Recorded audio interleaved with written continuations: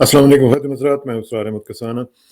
3 topics हैं बहुत important, उनके ऊपर गुफ्तगू करेंगे। और ख़ास तौर पे आपको मालूम है कि हमने पिछला जो प्रोग्राम किया था ब्रिगेडियर इमरान मलिक साहब के साथ, हमने उसमें बड़ी तफसील के साथ डिस्कशन की थी DGI-SI के हवाले से, कैसे उनकी अपॉइंटमेंट होनी चाहिए, क्या-क्या चीज़ें जो हैं वो होनी बाकी हैं। तो इस तरह हमने उसकी मुख्तलिफ जो एस्पेक्ट्स हैं उनको डील किया था।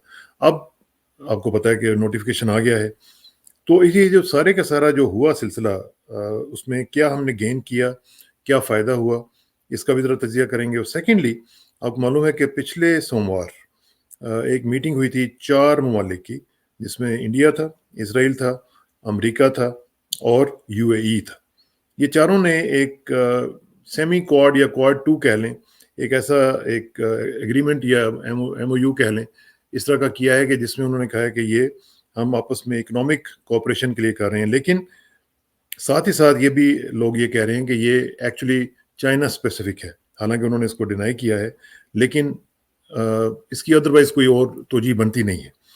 ये क्यों हुआ, इसका क्या इम्पैक्ट पड़ेगा पाकिस्तान के लिए, इसमें क्या चैलेंजेस हैं, इसका भी ज़रा तजिया करेंगे।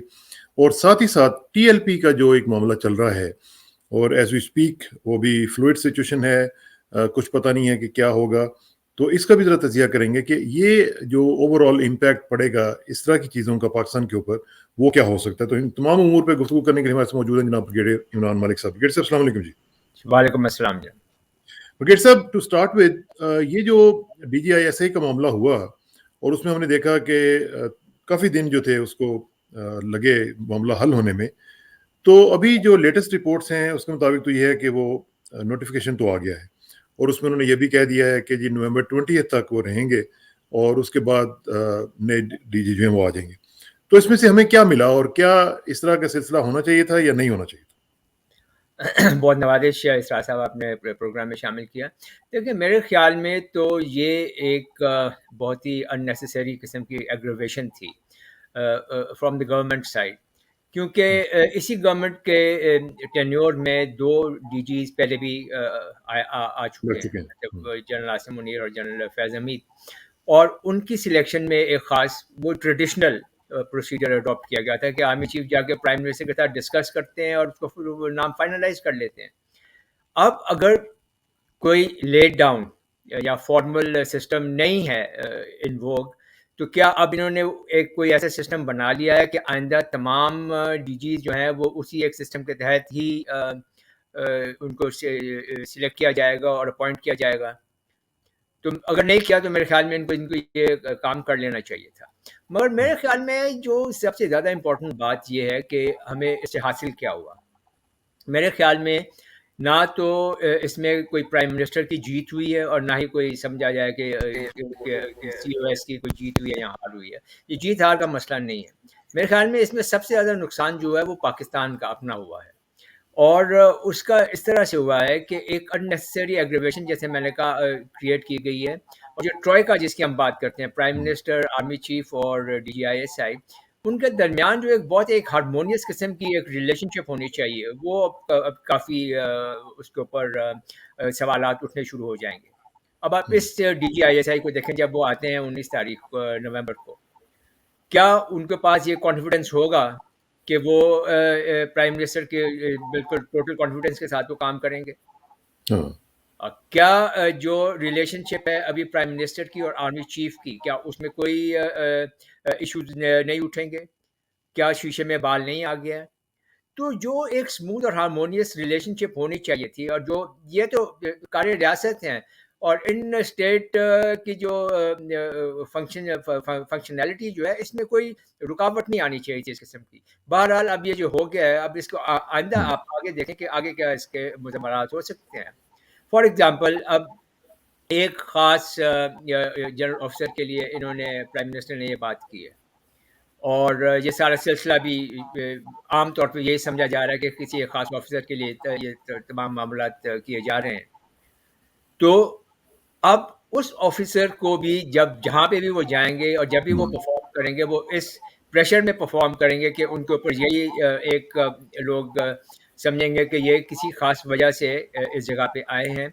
मतलब उनकी जो फ्रीडम ऑफ एक्शन जो है, that will be compromised to some extent, I would say.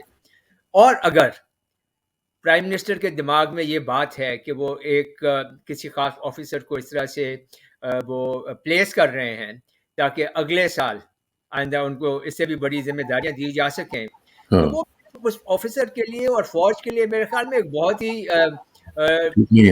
گوار، اگر ہم کہیں ایک نہ خوشگوار اور نہ مناسب قسم کی بات ہوگی. The army doesn't function like دس.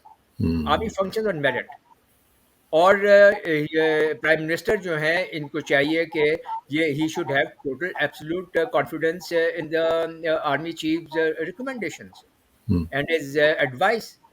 اگر ان کے آپس میں ہی ان کی جو بات چیت ہے یا جو ریلیشن شپ ہے اسی میں اگر کوئی ڈاؤٹس آ جائیں گے تو پھر مسائل شروع ہو جائیں گے.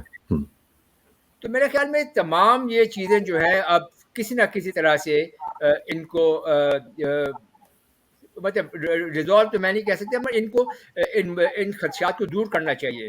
فار ایگزامپل اگر وہی جنرل آفیسر کل کو آرمی چیف بن جاتے ہیں، ہاؤ ول یو فنکشن؟ یہ تمام آپ کا میڈیا، یہ تمام آپ کی جو پولیٹیکل پارٹیز ہیں، اپوزیشن جو ہیں، ان کے ہر ایک قدم کے اوپر ان کو یہی بات یاد دلائیں گے کہ یہ ایک خاص وجہ سے یہاں پر آئے ہیں. تو وہ چاہے اپنے میرٹ پہ ہی بنے، اس کے باوجود لیکن کویسچن آ جائے گا، ایک کویسچن آ جائے گا. اور میرے خیال میں یہ پاکستان آرمی کے لیے اور خاص طور پر اس جنرل آفیسر کے لیے ایک بہت زیادتی ہوگی. ٹھیک بات نہیں ہے. لیکن اس میں جو بات ہے وہ تو پھر وہی آ گئی نا کہ اگر دو لوگ جو ہیں وہ شارٹس کال کر رہے ہیں تو پھر تو مسائل ہوں گے.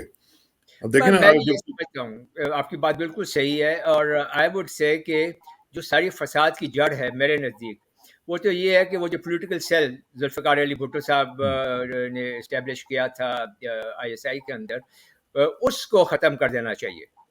اگر وہ پولیٹیکل سیل ختم ہو جائے اور انٹرنل پالیٹکس کی جتنی بھی ان کی گورنمنٹ کی ریکوائرمنٹ ہے انٹیلیجنس کی وہ ہوں گی، اور ڈیفینیٹلی ہوتی ہیں گورنمنٹ چلانے کے لیے اور اسٹیٹ افیئرس کے لیے، تو اس کے لیے آئی بی وغیرہ کو اور سول جو دوسری انٹیلیجنس ایجنسیز ہیں ان کو استعمال کریں.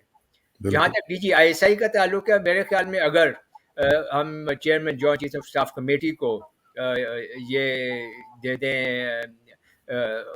اتھارٹی کہ وہ آرمی چیف کی ریکمنڈیشن کے اوپر وہ ڈی جی آئی ایس آئی کو اپوائنٹ کریں، تو یہ سارا سلسلہ ہی اسٹریم لائن ہو جائے گا. اور یہ اس میں یہ پولیٹیکل جو کیا کہتے ہیں پوائنٹ اسکورنگ ہے ہماری پولیٹیکل پارٹیز کی اور میڈیا میں جتنے بھی ہوتی ہے وہ نہیں ہوگی پھر. تو میرے خیال میں now is the time to not only streamline system by which A D G will be selected and appointed, اور خاص طور پر یہ ٹرائیکا جو ہے آرمی چیف اور پرائم منسٹر اور D G I S I, ان کی فنکشننگ میں کوئی رکاوٹ، کوئی رنجش، کوئی فرکشن نہیں ہونی چاہیے. It should be a seamless, friction-free relationship. اور دوسری بات یہ ہے کہ دوسری سروسز سے بھی تو کوئی آ سکتا ہے نا، آرمی سے کے علاوہ، اور نیوی سے بھی آ سکتا ہے، ادھر سے ایئر فورس سے بھی کوئی آ سکتا ہے ڈی جی آئی. وہ آ سکتے ہیں، اس میں کوئی قدغن نہیں ہے. مگر ہم نے جیسے پچھلی بار بھی بات کی تھی کہ جو مین تھریٹس ہیں، فیوچر تھریٹس جو کہ پاکستان کو درپیش ہوں گے، ان میں زیادہ تر حصہ جو ہے اس تھریٹ کا آرمی ڈیل کرتی ہے، کمپرائزنگ آف لینڈ فورسز. تو اس حساب سے وہ زیادہ تر یہ آرمی کے جنرل وہاں جاتے ہیں. بٹ آپ کی بات صحیح ہے، it could be anyone from anyone. وہ میں اس لیے کہتا کہ اگر جوائنٹ چیف کر رہے ہیں تو ظاہر ہے کہ وہ تو پھر ظاہر ہے ساری سروسز کو ریپرزینٹ کرتے ہیں، تو اس لیے دوسری سروسز میں سے بھی کسی کو موقع مل جائے تو کیا حرج ہے. Yeah, that is right, but I would still say کہ DGIS جو correction chairman joint chief of staff committee جو ہیں ان کو بھی آرمی چیف کی ریکمنڈیشن کو مد نظر رکھنا چاہیے اور اس کے بعد فیصلہ کرنا چاہیے، ان کی ریکمنڈیشن کے حساب سے چلنا چاہیے. ٹھیک ہے. اچھا جی، اب ذرا آ جائیں دوسرے ٹاپک کی طرف، اور وہ ہے بڑا ہی امپورٹنٹ ٹاپک، وہ کوڈ کا ہے، جو کہ نیا کوڈ بنا ہے بریگیڈیئر صاحب. یہ آج کل کوڈز کا سیزن ہے میرا خیال ہے.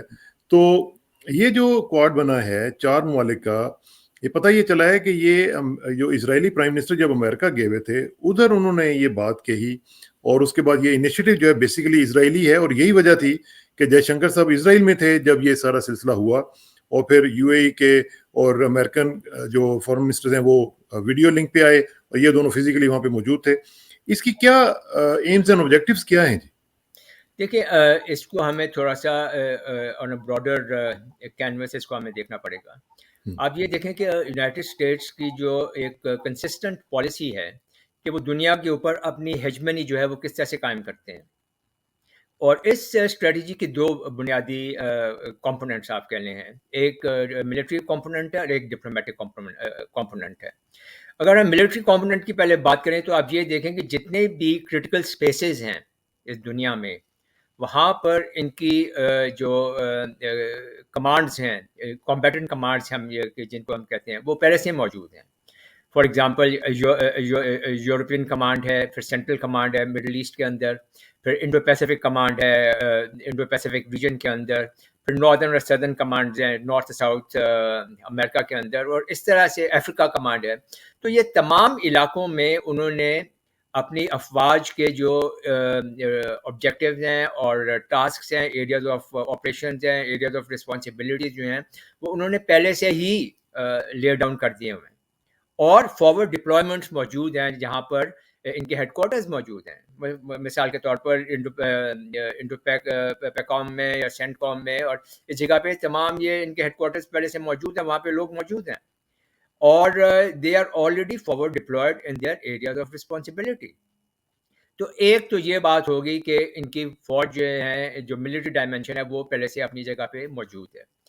اب جب امریکہ کو کسی بھی علاقے کے اندر کوئی ضرورت پڑتی ہے تو انہی فوجی جو کمبیٹنٹ کمانڈز جو ہیں, ان کو کوڈ بنا کر ان کے گرد وہ پھر ایک الائنس بلڈ کرتے ہیں, اور اس الائنس مطلب وہ ریجنل الائنس جو ہے, یا گروپنگ, آپ اس کو کہہ لیں الائنس کا لفظ تو شاید بہت اسٹرانگ ہو جائے گا, ایک ریجنل گروپنگ وہ کریٹ کرتے ہیں. تو اس کے ساتھ پھر اور اس ریجنل گروپنگ کو سپورٹ کرنے کے لیے جب اگر ضرورت پڑے, جنگ ہو جائے, تو پھر اسی علاقے میں سے وہ ایک کولیشن آف دا ولنگ جس کو یہ کہتے ہیں وہ بھی بناتے ہیں. تو پھر امریکہ کی اپنی قوت, جو ایلائز ہیں ان کی اپنی قوت, اور پھر جو کولیشن جو ہے ان ممالک کی قوت, جب یہ تینوں ملتی ہیں تو پھر امریکہ کے پاس ایک اتنی بڑی ملٹری اور ایک اتنی بڑی ڈپلومیٹک قوت آ جاتی ہے, اتنا کلاؤڈ آ جاتا ہے کہ جس ریجن میں بھی وہ اپنا اس ملٹری اور ڈپلومیٹک کلاؤڈ کو پروجیکٹ کرنا چاہے, اور وہاں پہ اس ریجن کے اندر اپنے مقاصد حاصل کرنا چاہے, تو وہ وہاں کے جو ممالک جو ہیں ان کے لیے اس کو سنبھالنا بہت مشکل ہو جاتا ہے. اب مثال کے طور پر بات نہ بالکل کلیئر ہو جائے گا کہ اب چائنا کے خلاف انہوں نے انڈو پیسیفک ریجن کے اندر کوڈ بنا لیا. اب یہ کوڈ جو ہے یہ ظاہری بات ہے انڈو پیسیفک کمانڈ کے ارد گرد گھوم رہا ہے, اس کے ساتھ آکس بھی بنا لیا انہوں نے, آسٹریلیا, یو کے اور یو ایس کا ایک اور گروپنگ بنا لی ہے, اور یہ ابھی کنسنٹریٹڈ ہے انڈو پیسیفک ریجن کے اندر. اسی طرح سے جو اب دیکھیں, اب ان کا جو امریکہ کا جو ایم ہے is to block and contain China. تو ایک انڈو پیسیفک ریجن کے اندر کوڈ اور آکس کے تھرو وہ ان کو اس طرح سے پلیس کر دیا گیا ہے کہ وہ چائنا کی فردر ایکسپینشن جو ہے اسفیئر آف انفلوئنس کی اور اسٹریٹجک ریجن کو کنٹین کر سکتے ہیں. اسی طرح سے انڈیا کے پاس ان کو بنی بنائی گیم مل گئی ہے. انڈیا اور چائنا کے جو ہمالیاز کے اندر جو ان کا معاملہ چل رہا ہے, انڈیا کو انہوں نے اسٹریٹجک پارٹنر بنایا اور انڈیا کو ادھر استعمال کر رہے ہیں. تو یہاں پہ بھی وہ ایک بلاک لگا رہے ہیں, American Chinese further expansion of their sphere of influence. اسی طرح سے تیسرا جو انہوں نے ایک اسٹریٹجک لوکیشن چوز کی ہے وہ ہے یہ گریٹر مڈل ایسٹ ریجن. اور یہاں پر ابھی آپ دیکھیں کہ چائنیز BRI جو ہے وہ پاکستان سے ہوتے ہوئے, ایران, افغانستان سے ہوتے ہوئے وہ اب it is poised to jump across the Persian Gulf and onto the Arabian Peninsula. اب میرے خیال میں یہ جو کوڈ 2 کی جو بات ہے یہ خاص طور پر چائنا کو روکنے کے لیے ہے کہ چائنا کا جو فردر ایکسپینشن ہے BRI کا وہ گریٹر مڈل ایسٹ ریجن کے اندر اور نہ آئے, اور اگر یہ عربین پیننسولا کے اوپر آتا ہے تو یہاں سے پھر آگے افریقہ. تو آپ بیسیکلی یہ کہہ رہے ہیں, آپ ایگری کر رہے ہیں کہ یہ چائنا اسپیسیفک ہے. لیکن میں آپ کو ایک دکھاتا ہوں, یہ جو ابھی یہ جو آرٹیکل ہے یہ دیکھیں, یہ پرنٹ کا ہے, اور یہ پرنٹ جو ہے وہ کہہ رہا ہے, یہ انڈیا کا ظاہر ہے کہ اخبار ہے, وہ کہہ رہے ہیں کہ India, Israel, UAE, US grouping not against China can't rule out trade deal. یہ اسرائیلی آنوائے کہہ رہے ہیں. وہ اس جی سائڈ شاید اس کو اسویج کرنے کی کوشش کر رہی ہیں. میرے خیال میں وہ یہی بات کرنا چاہ رہے ہیں کیونکہ دیکھیں ابھی یہ کوڈ 2 جو ہے یہ کس طرح سے مطلب وجود میں آ گیا ہے اور کیا کام کرے گا. سب سے پہلی بات تو یہ ہے کہ یہ سینٹ کام جو ہے وہ یہاں پہ موجود ہے اور یہ جو گروپنگ جو بن رہی ہے یہ سینٹ کام کے ارد گرد بلڈ اپ ہوگی ساری. ایک بات ہمیں یہ بھولنی نہیں چاہیے. دوسری بات یہ ان کے پاس یہ کیا اپنے کون سے وسائل استعمال کریں گے. ابھی آپ یہ دیکھیں میرے خیال میں یونائٹڈ اسٹیٹس جو ہے وہ یہاں پہ ایک کامن ویلتھ ٹائپ آف ایک آرگنائزیشن بنانا چاہ رہا ہے گلف عرب اسٹیٹس کی, اسرائیل کی اور انڈیا کی. ٹھیک. اور یہ جو کامن ویلتھ جو ہوگی based on the Ibrahim accord obviously, اور کچھ لوگ تو اس کو انڈو ابراہیمک اسٹرکچر بھی یا کنسٹرکٹ بھی کہتے ہیں. ہاں بالکل. تو اس میں یہ استعمال کریں گے اربوں کی ویلتھ, اور اسرائیل کی جو بہت ہی ایک ٹیکنالوجیکل ایڈوانسمنٹ ہے انوویشن میں اور چیزیں انوینٹ کرنے میں, اس کو استعمال کریں گے. اور پھر انڈیا کی اتنی بڑی مارکیٹ اور اس کی capacity to consume and absorb, تو یہ جب بنا لیں گے تو وہ سمجھتے ہیں کہ یہاں پہ اتنی زیادہ اکنامک ڈیولپمنٹ ہوگی, اتنی زیادہ اکنامک بہتری آئے گی کہ چائنا کی BRI جو ہے وہ اس کے مقابلے میں ماند پڑ جائے گی. تو جو ایڈوانٹیجز عرب گلف اسٹیٹس کو چائنا کے BRI سے مل سکتے ہیں, یہ ایڈوانٹیجز جو ان کو کوڈ کہ یہ 2 جو ہم کہہ رہے ہیں اس کے تھرو ملیں گے وہ زیادہ ہوں گے, اور چائنا کو پھر عربین پیننسولا کے اوپر پاؤں مطلب فٹ ہولڈ نہیں ملے گا. مگر وہ ایک بات بھول رہے ہیں, Israel is already there in the Gulf Arab states and even in Israel. وہ وہاں پہ پہلے سے موجود ہے اور وہاں پہ پہلے سے ہی ان کے ساتھ ان کے معاملات چل رہے ہیں. تو چائنا کو اب وہاں سے نکالنا جو ہے وہ ایک کافی میرے خیال میں, بلکہ پچھلے دنوں میں تو اسرائیل کو امریکہ نے وارن کیا کہ آپ کے ہاں بہت زیادہ انویسٹمنٹس آ رہی ہیں چائنا کی طرف سے, تو آپ اس کو ذرا تھوڑا سا سلو ڈاؤن کریں. یہی بات ہے. اور اس میں آپ یہ دیکھیں کہ اب ان ممالک کو بھی یہ دیکھنا پڑے گا کہ جو فوائد ان کو چائنا کے ساتھ معاملات کرنے میں ملتے ہیں وہ زیادہ ہیں کہ امریکہ کے ساتھ ملنے جو فوائد ملتے ہیں وہ بہتر ہیں. اور they will have to decide that obviously. But میرے خیال میں یہ سمجھنا کہ چائنا خالی اس بات سے وہاں پہ یہ اپنے مقصد سے BRI کو آگے لے جانے کے مقصد سے ہٹ جائے گا, میرے خیال میں وہ ہوگا نہیں. اچھا, لیکن ایک چیز مجھے بتائیں بغیر صاحب کہ یہ ساری چیزیں چائنیز تو دیکھ رہی ہیں نا کہ کس طریقے سے ان کو کنٹین کرنے کی کوشش کر رہے ہیں, تو what Chinese are doing about it, کیا وہ اس طرح کے الائنسز یا اس طرح کی ارینجمنٹس نہیں کر سکتے جس طرح امریکنز کر رہے ہیں to counter their narrative and their approach? نہیں میرا نہیں خیال, بیکاز امریکہ کی تو یہ ڈکلیئرڈ پالیسی ہے کہ وہ ہر علاقے میں الائنسز بنائیں گے اور پھر وہاں پہ وہ اپنی جو ہیجمنی ہے اس کو وہ قائم کریں گے. یہ تو ڈکلیئرڈ پالیسی ہے امریکہ کی اور وہ ہمیشہ یہی کرتے ہیں. پہلے سیٹو سینٹو تھا, اب نیٹو ہے, اب کوڈ آ گئے ہیں اور مختلف قسم کے ان کے یہ گروپنگس بن رہی ہیں, اور وہ اپنی ضرورت کے مطابق گروپنگس بناتے ہیں اور توڑتے ہیں, ایلائز بناتے ہیں اور ختم کرتے ہیں. وہ چائنا کا اس طرح کا طریقہ کار نہیں ہے. چائنا ایسے نہیں کرتا. چائنا نے ایک بہت ہی مختلف طریقہ اپنایا. اس نے ایک کیا کہنا چاہیے کہ میوچولی بینیفیشل اکنامک ڈیولپمنٹ جو ہے اس کا ایک کانسیپٹ اس نے دنیا میں وہ لے کر آیا ہے. اب جس ملک میں بھی وہ جا رہا ہے جہاں پہ انفراسٹرکچر بنا رہا ہے, انڈسٹریل ایریاز بنا رہے ہیں, جہاں پہ ان کی اکنامک گروتھ ہے اس کو وہ مضبوط کر رہا ہے, تو ظاہر بات ہے کہ جس ملک میں بھی وہ گئے ہیں وہاں پہ بہتری آئی ہے اور اکنامک ڈیولپمنٹ ہوئی ہے. تو جب آپ کے پاس ایک ریلیشن شپ میں ایک اکنامک اسٹیک آ جائے تو آبویسلی آپ کی جو ریلیشن شپ ہے وہ بہت اسٹرانگ ہو جاتی ہے, بہتر ہو جاتی ہے. ایک اور بات یہاں پہ بھی کہنی چاہیے کہ ہمیں یہ بھی نہیں بھولنا چاہیے کہ چائنا کی جو ساؤتھ ایشین ریجن کے اندر, جہاں گریٹر مڈل ایسٹ ریجن کے اندر جو ٹوٹل انویسٹمنٹ ہے اگلے 10 سے 20 سال کے اندر, وہ تقریباً $500 ٹریلین سے زیادہ ہے. اس سے زیادہ ہوگی. $400 بلین تو ایران کے اندر وہ اگلے 20-25 سال میں انویسٹ کریں گے. پاکستان کے اندر وہ کر چکے ہیں, افغانستان کو وہ اپنے ساتھ ملائیں گے. تو جب $500 ٹریلین کی ان کی انویسٹمنٹ ہوگی اس علاقے میں, تو ان کے سامنے اکراس دا پرشین گلف کون بیٹھا ہے؟ پوری سینٹ کام بیٹھی ہے. ہاں تو کیا وہ یہ چاہیں گے کہ سینٹ کام کی جو ملٹری قوت ہے اس کے ساتھ آپ اسرائیل کی قوت ملائیں، انڈیا کی ملٹری قوت ملائیں، عربوں کی جتنی بھی ملٹری قوت ہے وہ ملائیں، تو یہ ایک بہت بڑی تھریٹ بن جاتی ہے، پوٹینشیل تھریٹ بن جاتی ہے چائنیز انویسٹمنٹس کے لیے. تو چائنا بھی اس کو کاؤنٹر کرنے کی کوشش کرے گا. میرے کرے. نزدیک جو ایران کا جو پرشین گلف کوسٹ لائن ہے، both side of the Hormuz straits, اور ہاں پھر پاکستان کا جو مکران کوسٹ ہے جیونی سے لے کر اور پھر آگے کراچی اور پورٹ قاسم اور سر کریک تک، ان میں بہت سی جگہوں پہ یہ ملٹرائزیشن آئے گی، ہوں. کیونکہ $500 بلین اور جب سے زیادہ کی بھی جو ہے انویسٹمنٹ ہے. انویسٹمنٹ کو چائنا سیکور بھی کرنا چاہے گا. اور ہاں اگر یہ ہو جاتا ہے تو پھر ایک بہت چھوٹے ایریا کے اندر، پرشین گلف کے اندر، within the Persian Gulf and outside it, ایک جو ٹینشنز ہیں اور جو پولرائزیشن جو ہیں، they will skyrocket into the stratosphere. اور یہ جو آپ بات کر رہے ہیں پولرائزیشن کی اور اس طرح کی چیزوں کی، ایک تو ہم بڑی اسٹریٹجک پکچر دیکھ رہے ہیں، لیکن جب ہم اپنے ملک کے اندر کی حالت دیکھتے ہیں تو نہ ہمیں کوہیسونیس نظر آتی ہے. That brings us to actually the last topic today.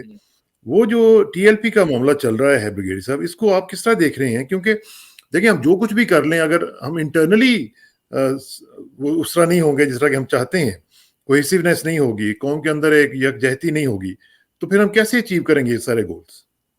دیکھیے، میں نے مختلف پیراؤں میں ہم نے پہلے بھی بہت دفعہ بات کی ہے کہ ایک ملک کو چلانے میں لیڈرشپ اس کی، اور جیسے ہم نے ٹرائیکا کی بات کی کہ ایک ہارمونیس ورکنگ ریلیشن شپ ہونی چاہیے، اسی طرح سے ایک ملک کے اندر بھی تمام طبقوں کے اندر ایک ہارمونیس اور ورکنگ ریلیشن شپ ہونی چاہیے، اور یہ انشور کرتی ہے اس ملک کی لیڈرشپ. ابھی فی الحال ہمیں جو یہ لگ یہ رہا ہے کہ اس میں دیر از نو کلیئرٹی ود دا گورنمنٹ کہ انہوں نے اس ایشو کے ساتھ ڈیل کیسے کرنا ہے. فورس یوز کرنی ہے یا مذاکرات کرنی ہے، کیا کرنا ہے؟ ہر منسٹر الگ بات کر رہا ہے. میرے خیال میں اس کا جو بھی ایک ان کا ایک اسپوکس مین جو ہے، اسپوکس پرسن جو ہے، وہ ایک ہی ہونا چاہیے، اور وہ صرف گورنمنٹ کی جو بھی پالیسی ہے اس کو وہ بیان کرے. پر now let's come to the issue.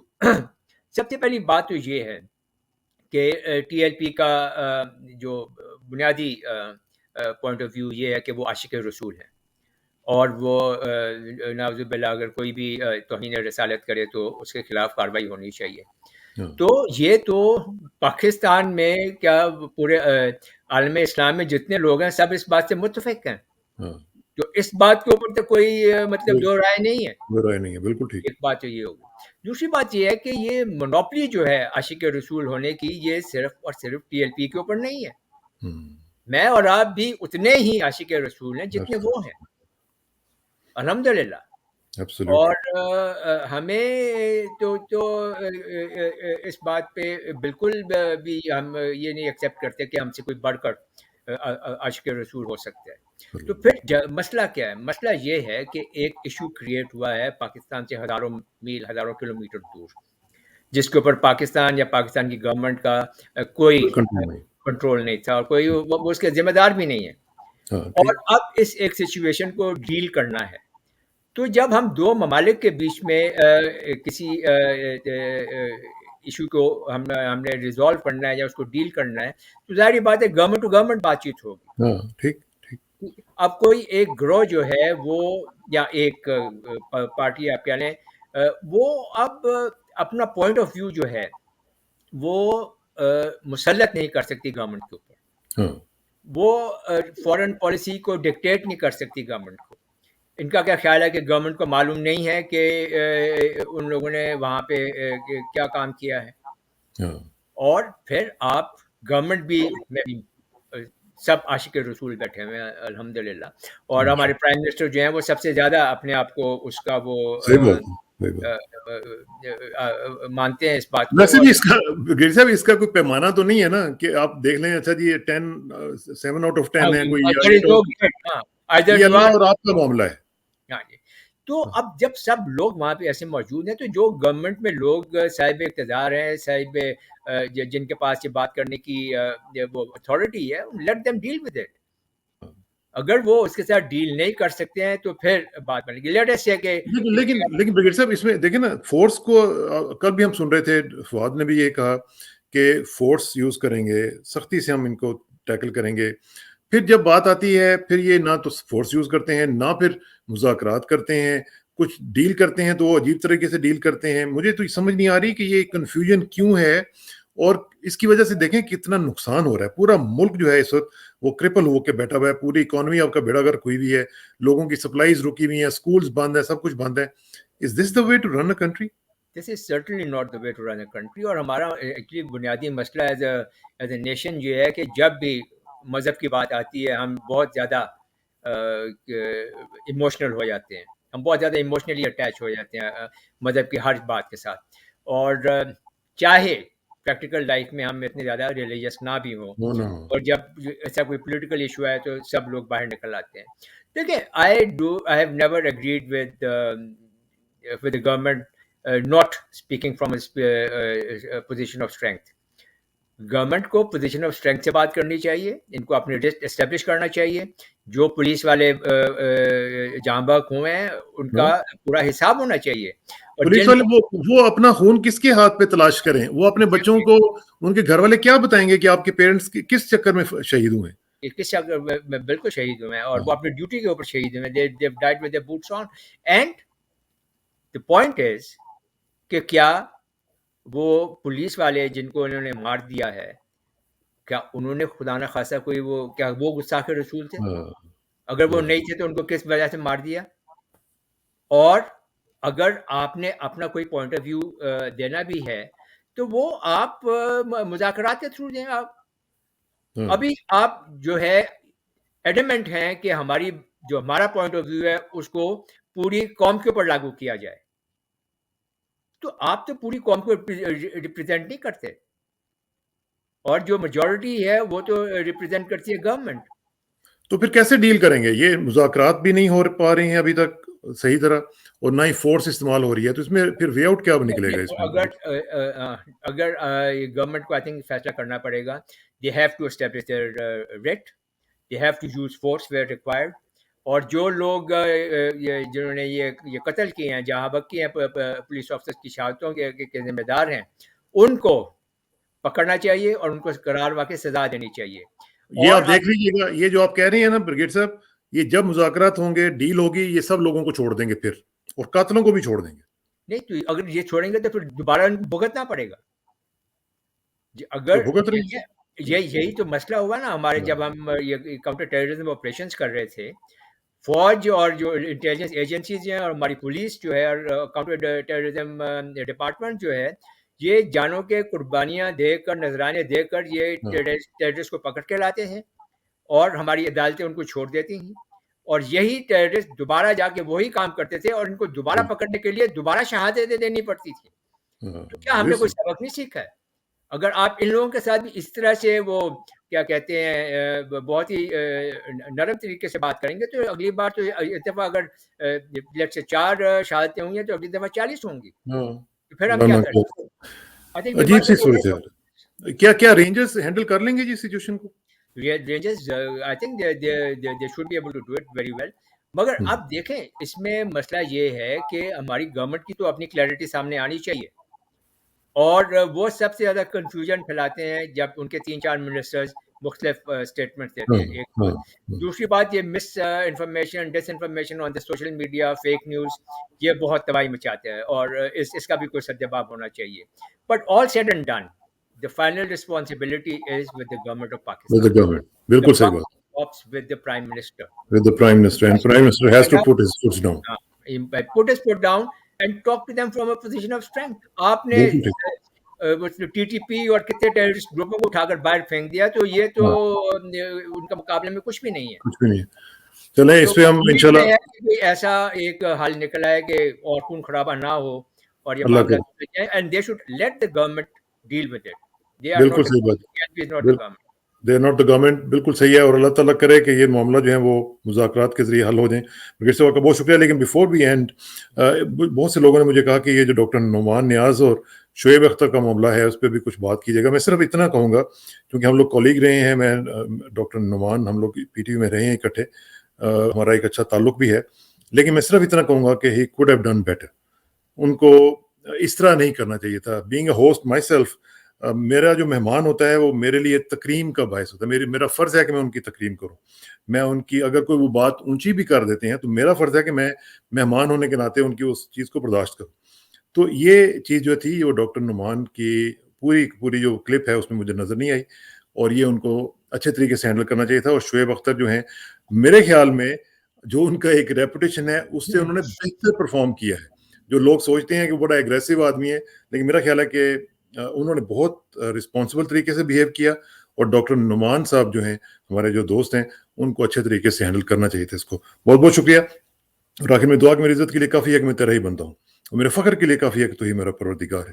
تو بالکل اسی طرح جس طرح میں چاہتا ہوں مجھے بھی اسی طرح بنا دے جس طرح تو چاہتا ہے.